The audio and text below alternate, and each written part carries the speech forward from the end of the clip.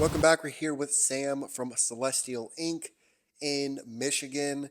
Sam, thanks for coming on the podcast today. Hi, thank you. Glad to be here. Yes, I'm very excited. You are the second tattoo artist that I'm interviewing, so very Oh, excited to really? get your perspective and just share your knowledge like on the field. So thanks for coming on. Thank you for having me. Yeah, of course.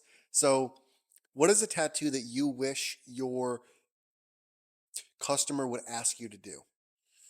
Mm, I like to do a lot of things, but I think my favorite, because it's what got me into art when I was young, is probably anime Okay. tattoos. Yeah, kind of a nerd, so I like to do those. Really, it's only been mostly my husband who lets me do all the anime on him, but those ones, and then I also like floral and like your organic material, like bones and Okay. floral. Those are always fun. And if you had to tattoo one anime character, who would it be? Oh man, there's just so many. How do I even choose? Um, See, that's one of those questions. I would say right now it'd probably be Yuji from Jujutsu Kaisen. Okay. Yep. I love it. And what is the hardest body part to tattoo on and why? So I haven't tattooed every spot on the body yet. So far, I feel like the hardest that's been for me has been the chest and like right on the hip where like the love handles would be, I Yeah. guess. There's a lot to stretch right there.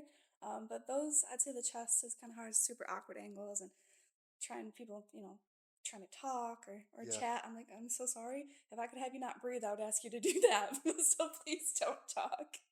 But no, it's that's probably the most difficult one I've tried to do so far. But they turn out okay. So And, for those difficult spots, do you kind of have your clients work with you on yeah, that to make sure that it's obviously as easy as possible for you? yeah, I'm super conscious of if they're comfortable, and I don't want people to be like super paranoid, like, oh no, I just moved. Like, to be as still as possible, don't laugh is all I ask. And if you're gonna talk, just give me a signal that you need to say something so I can back up. But I mean, for the most part, you can work with movements. Um, but I just whatever is comfortable for them. But I've been pretty fortunate that everybody's pretty laid back. Like, do what you gotta do. Like, if Yeah. I gotta smush your face, they're like, it's fine.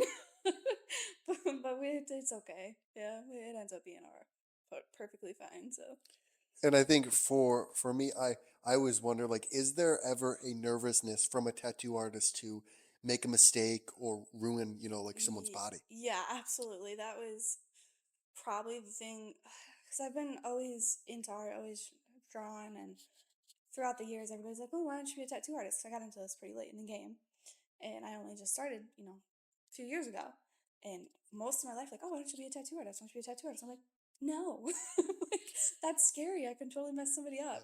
Yeah. And I just, as I got older, I had more encouragement from other people who were in the industry, and that helped me build the confidence. But there's definitely always the sense of like, anxiety, especially if it's difficult Yeah. locations or a tattoo you haven't done a million times. I think most artists probably always have a sense of anxiety, and I feel like they'd be lying if they didn't. And how do you make sure that when someone brings you an idea that they have in their head of what they want for a tattoo, how do you make sure that that matches what actually goes on their body? Well, for me, I go by appointment, so like I'll always have them send me their ideas, if they have reference, any kind of thing, and then I'll draw it first, probably a few days. I'll send it a few days before the appointment, and I'll be like, "Is this what you're looking Yeah. for? Is there anything you want to change?" And I just will draw it until they're happy with it. Um, I've been very fortunate, knock on wood, where I haven't had anybody be like, no, that's not what I'm looking That's for. good. Yeah, so I work with people, I change the things I need to, and I also just educate them on like what is tattooable, what's in my realm of capabilities. Because there's a lot of people don't know like what can actually be tattooed and like, hold up the test of time too. So I do go over that with some ideas that people have. I'm like, love the idea. Might have to change it here because Okay. it might not look great, 10 years down the road. So you really not only obviously work with the client to put the tattoo in their body, but you make sure that this is something that will last and that you take that extra step to like educate them on other things besides, hey, I'm going to put this on your body. Yeah, absolutely. I think it's important to do that, just especially with certain like trends that are going Yeah. around right now, like fine line tattoos. They're great and they can hold up well over time, but you definitely have to be aware. Like people come in with some very tiny details, and I'm like, super beautiful, and it'll look really good for a little bit. I was like, but later down the road, I want you to still love it, and Yeah. it's not going to look like that. The ink expands, so I mostly go over that. So like things like that, I just want them to be aware. Like I will always do what you want me to do, but I will tell you, my professional opinion that it might not age well if you do it that way. But I think that's important because I think we've all seen those pictures of those videos of a horror story tattoo where they bring a picture and it looks nothing like what they asked them to, or like you said, 5 years down the line, it doesn't look anything like they presented. yeah, yeah, and I try to avoid that. Like again, I've only been in the industry for a few years now, but I I've been fortunate enough to be around people who have been in the industry for a long time, and they pass on that knowledge like, hey, like, take it from me, I've been doing this for 20 plus years. Like that's not going to age well. Yeah.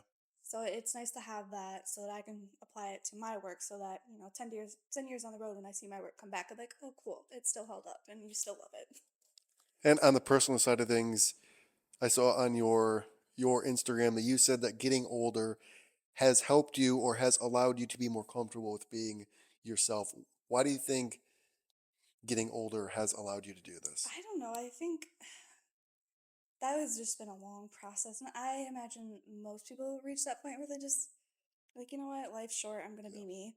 Um, you just don't worry about like the, I guess, thoughts of other people as much. Like growing up, if you're, from a certain kind of family like my family, I love my family to pieces, but nobody in my family is at all like me. And they now like embrace that and everything. But it Yeah. was a little hard, I would say. They There's some hurdles to go through and that kind of kept me, I think, back on certain things, like pursuing things like this. But now they're super supportive. So I just think growing older, you just realize like, hey, life's short. I want to experience what I can experience. I'm much happier when I'm just me, and Yeah. I really don't care what people think. I'm a good person, I'm not gonna treat someone bad, so I'm not gonna, dog on myself, and I'm just Yeah. gonna be me. I think we're all a little bit hard on ourselves when in reality, not a lot of people even notice or worry or focus on the things that you really focus on. Yeah, we're our own worst Yeah. critics for sure. Always. I have two more questions for you. If you could have dinner with two people, one person from the past and one person from the present, who would it be and why? Oh gosh. Okay. From the past, Steve Irwin. That would be right. Okay. He was my hero growing up. That was my trajectory before I got into tattooing was environmental. That's because of him. Um, right now, oh man. That's a super good question. Haven't ever thought about that. I don't know. First person that comes to mind. Um, first person come to mind. Gosh, I don't know. I actually couldn't even answer that. I don't There's really. no one. I don't think so. Like, There's I no don't. artist. There's no tattoo I people. mean, There's okay, no. that's fair. If we're gonna go that route, I would say probably Ryan Ashley. She's a tattoo artist. She's actually been one of my big inspirations. She was on Ink Master, which Okay. that kind of has a mixed relationship in the tattoo industry, but I personally really enjoy it. But Ryan Ashley was my big inspiration because she was pretty new to tattooing, and she still ended up winning, and she just does some amazing work. And I feel like she'd have a lot of valuable information. Nice. I like this too.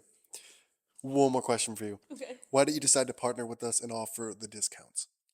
Well, I like that you're helping local businesses. That's huge. 'Cause I also have another job that is with my family, their family business. So the local business side of things, just helping everybody, the small people, I really like that. And then it helps to also get my business out there Yeah. since I just started, my own LLC. Um, I just thought it would be a good opportunity for myself and to support an app and a company that is helping the smaller people. I love it. Well, thank you for your support. Those are the questions I have for you. Okay. How can people find you, and what is one thing you want to leave people with? Okay. Well, you can find me on Instagram at celestial or underscore ink underscore. Um, I would, or you can find me on Facebook, Celestial Ink Permanent Makeup and Tattoo. Um, I would say just embrace yourself, all your quirks. Go after what you're passionate about. And just be you. Enjoy life. It's short. Awesome. Well, Sam, thanks for coming on the podcast. Thanks for having me. Yeah.